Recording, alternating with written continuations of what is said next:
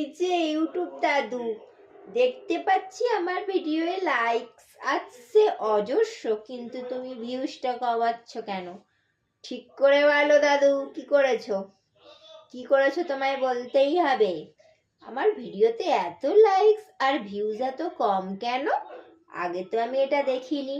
এটা তো কোনো অনুষ্ঠানের দিনও নেই যে 25শে ডিসেম্বর আসছে, 1লা জানুয়ারি আসছে, বা দুর্গা পুজো আসছে, বা কোনো উৎসব আছে।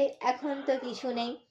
প্রত্যেকটা মানুষের কাছে আমার ভিডিও যাচ্ছে, তারপরও তুমি কি করে লাইকসটা দিচ্ছ, ভিউজটা কমে নিয়ে নিচ্ছ? কি ব্যাপার? আমি যে ভিডিওগুলো দিচ্ছি তোমার চোখে পড়ছে না? নাতনির কথাটা মাথায় রেখে ভিউজটা দেওয়ার চেষ্টা করো। অনেক হয়েছে, অনেক সহ্য করেছি। দাদুর এবার টাক ফাটিয়ে দেবো কিন্তু রেগে গিয়ে। সেটা যদি না হয় তাহলে ভিউজটা অবশ্যই বাড়িয়ে দিও। শুধু আমার নয়, অনেক বন্ধুরা দেখছি শুধু লাইকস আছে, ভিউজ নেই। কেন? কেন ভিডিওটা কি ক্ষতি করেছে?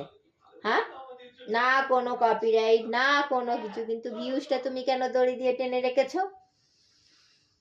যতই ঘুরি ওরা রাতে, লাটাই তো আমার হাতে। তুমি গানটাকে পরিপূর্ণভাবে পরিপাটি করে ভিডিওর মধ্যে আটকে রেখেছো ভিউজটা। তাড়াতাড়ি ভিউজের সুতোটা ছাড়ো, নাহলে কিন্তু টাক ফুটো করে দেবো মেরে। ঠিক আছে? এমন দেবো ভিডিও দিয়ে ছুঁড়ে মেরে, যেতে তো পারবো না। তখন বুঝে যাবে কত ধানে কত চাল।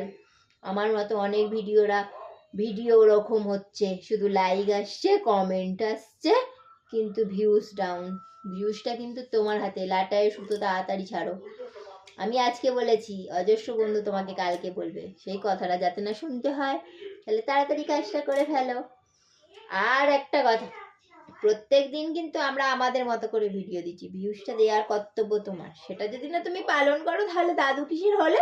এত বয়স্ক একজন বয় হয়ে ছোট মানুষদের কথা মাথায় রাখতে হবে না দাদু? বলো। অবশ্যই কিন্তু তোমাদের নাতনিদের নাতিদের কথা শুনে ভিউজটা ভালো করে দেওয়ার চেষ্টা করো, কেমন? আর ভিউজ এলে তবে তো ভিডিও করার এনার্জি থাকবে। দাদু তোমার মতো আমাদের বয়স হয়ে যায়নি, সেই জন্য বলছি এনার্জি লস করিয়ে দিও না। খেয়াল রেখো, এগুলো নাতি নাতনি হয়, অন্য কেউ না, কেমন? সবার কথা মাথায় রেখে ভিউজটা দাও। বাই দাদু, ভালো করে থেকো, আর কথাটা মনে রেখো, কেমন? আমার জন্য, আরো আরো অনেক অনেক বন্ধুর জন্য, কেমন?